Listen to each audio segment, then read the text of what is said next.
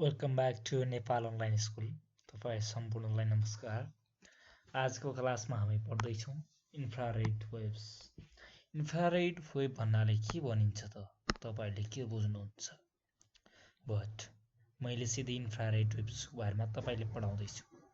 तपाई अहिले पढ्दै हुनुहुन्छ क्लास 12 को data communication and computer network subject, जुन कम्प्युटर इन्जिनियरिङ तर्फ क्लास 12 मा पढाइ गरिन्छ र त्यसको च्याप्टर 1 मा हामीले चाहिँ अघिल्लो च्याप्टर 1 को अघिल्लो सेसनहरुमा हेरेका थियौं विभिन्न गाइडेड तथा अनगाइडेड मिडियाहरु।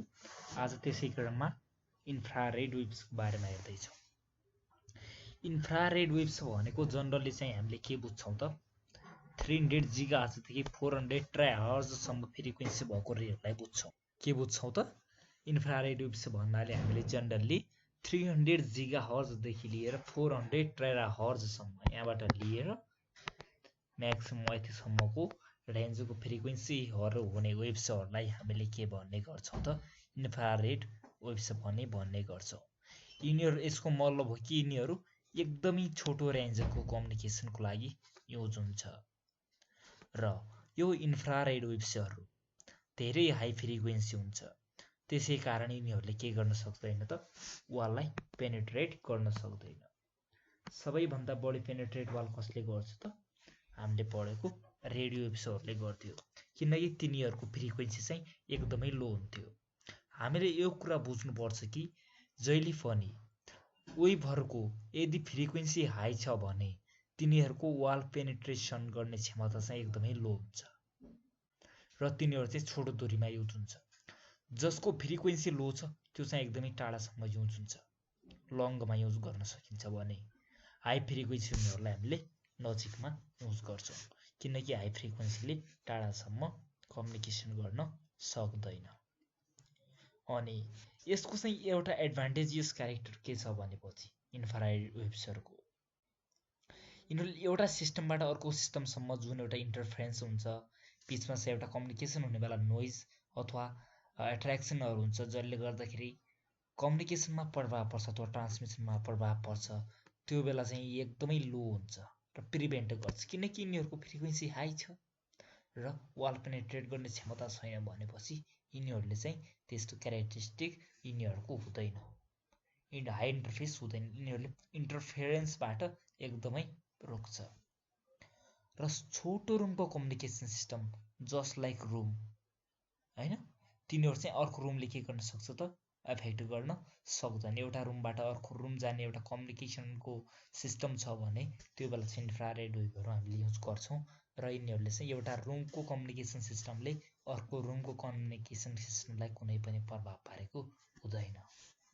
हो, जब हामी इन्फ्रारेडको एउटा रिमोट कन्ट्रोलहरु युज गर्छौं, हो यहाँबाट बुझ्न सकिन्छ कि रिमोट कन्ट्रोलहरु गर्दाखेरि हामीले इन्फ्रारेड वेव्सहरु युज गरिरहेको हुन्छौं।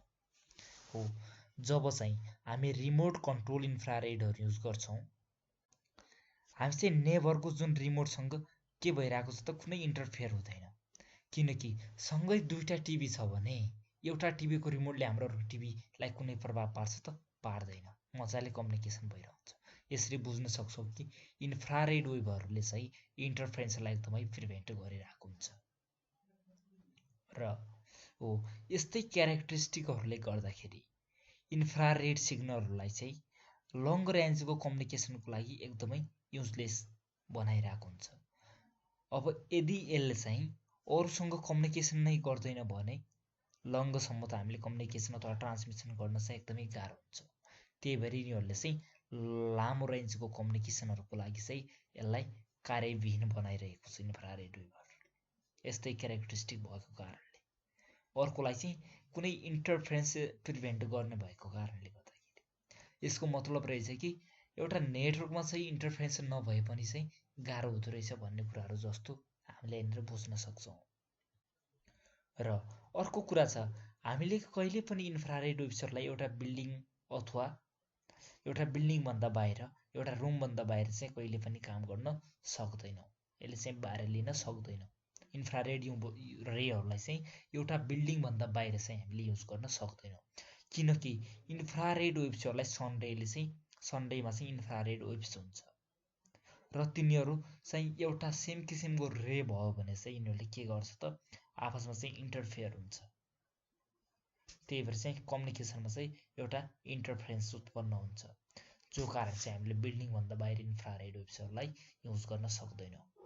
हामीलाई क्वेसन आउन सक्छ इक्जाममा अथवा कहीँनिर सोध्न सकिन्छ र कुनै यस्तो अवस्था आउन सकिन्छ त्यो बेला चाहिँ कसैले सोध्यो भने अथवा इक्जाममा आयो भने हामीले चाहिँ बाहिर चाहिँ बिल्डिङभन्दा बाहिर इन्फ्रारेड वेभहरूलाई युज गर्न सक्छौँ कि सक्दैनौँ भन्ने क्वेसन आयो भने हामीले भन्न सक्छौँ we can not use infrared waves outside the building because the sun rays contain infrared waves that can interfere with the communication.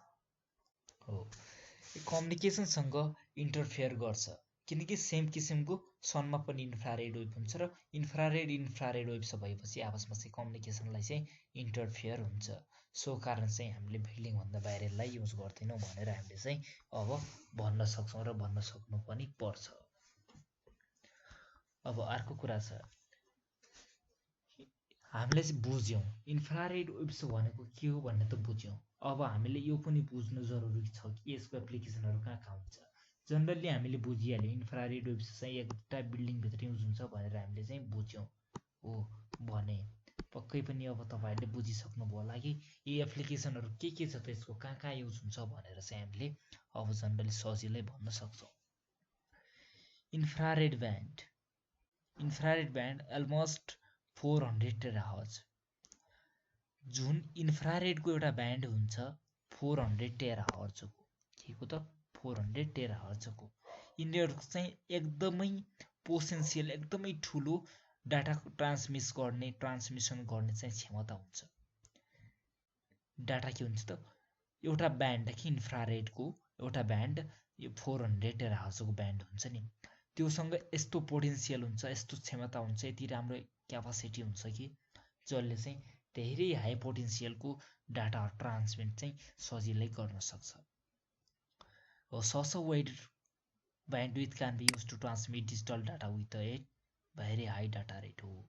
यस्तो वाइड ब्यान्डविथ भएको कारणले गर्दाखेरि इन्फ्रारेडहरूको 400 टेराहर्जसम्मको भएको कारणले गर्दाखेरि र एकदमै एक्सलेन्ट पोटेन्सियल डाटा ट्रान्समिसन यसको एउटा क्यारेक्टरिस्टिक अथवा क्यापासिटी भएको कारण हामीले चाहिँ यसलाई डिजिटल डाटाहरूलाई चाहिँ धेरै हाई डाटा रेटमा चाहिँ ट्रान्समिट गर्नु पर्यो भने त्यस्तो अवस्थामा चाहिँ यसलाई युज गरिरहेको हुन्छौँ।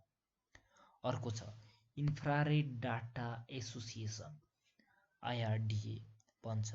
यो चाहिँ कस्तो एउटा एसोसिएसन हो भने इन्फ्रारेड वेभहरूको चाहिँ युज हुन्छ नि त्यसको स्पोन्सर गर्छ र यसले के इस्टाब्लिस के कुराहरू गरेको छ भन्दाखेरि यस्तो स्ट्यान्डर्डहरू निकाल्छ जुन चाहिँ के हुन्छ त एउटा डिभाइस किबोर्ड माउसहरू बीच कम्युनिकेसनहरूलाई जुन चाहिन्छ नि एउटा कम्युनिकेसनको माध्यम चाहिन्छ त्यस्तो बेलामा चाहिँ योहरू हामीले युज गरिरहेको हुन्छौँ।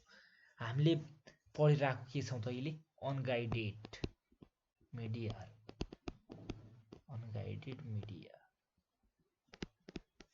अथवा अनबाउन्डेड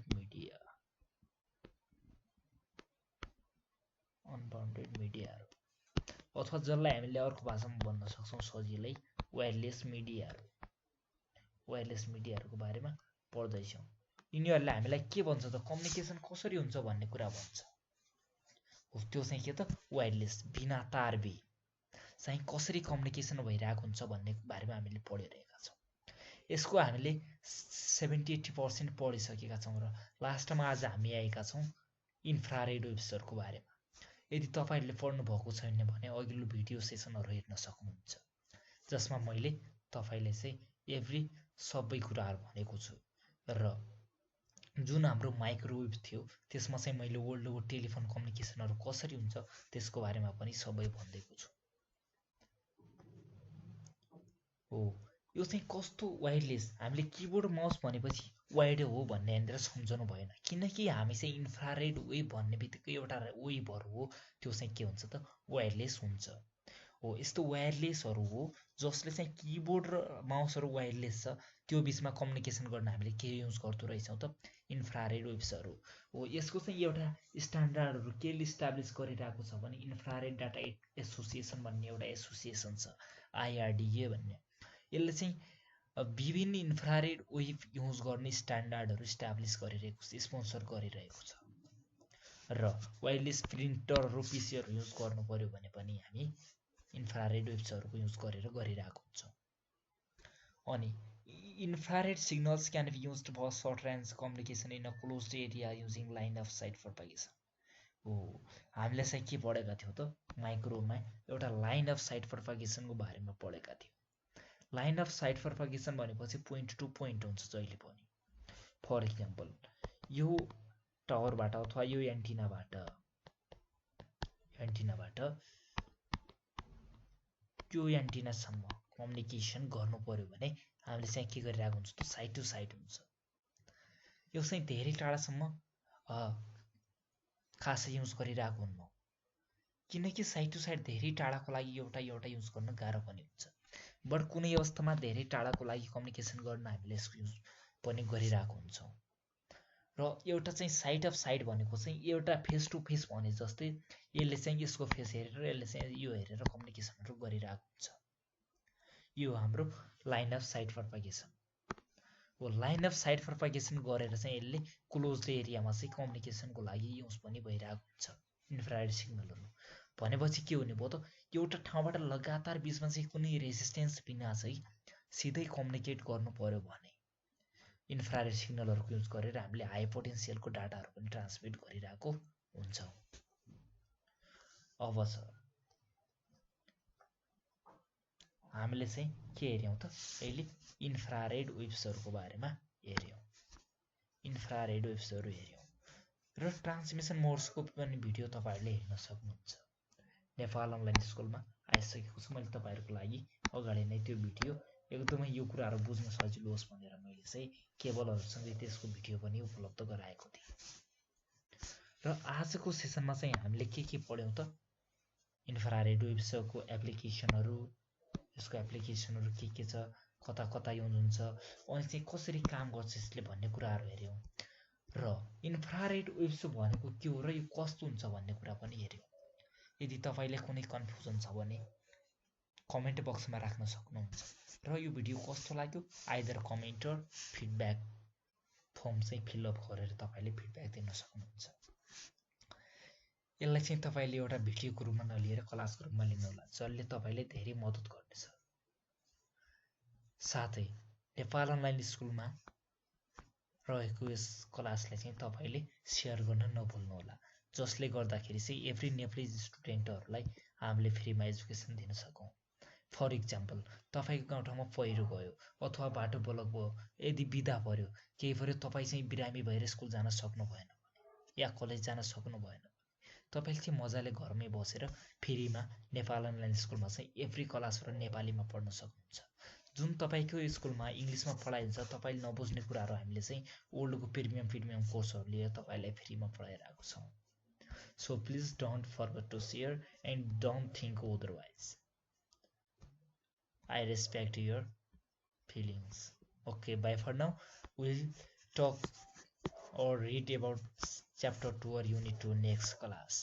Next class बाट चाहिँ तपाईहरुले चाहिँ यदि यो हाफ डुप्लेक्स फुल डुप्लेक्स ट्रान्समिसन मोडहरु हेर्नु भएको छैन भने पक्कै पनि हेर्नु होला। मैले चाहिँ अघिल्लो क्लासमै गरिसकेको छु र हामी चाहिँ अबको क्लासहरुमा हेर्ने छौं युनिट 2 छ। युनिट 2 छ मल्टिप्लेक्सिङ एन्ड स्विचिङको बारेमा। एकदमै रमाइलो टपिकहरु छ, एकदमै एक्जामको लागि इम्पोर्टेन्ट पनि छ। यो कुराहरु हामी मजाले पढ्ने छौं। तपाईहरु पक्कै पनि पेन्डिङमा बस्नु होला। Okay, bye for now, see you soon in next class.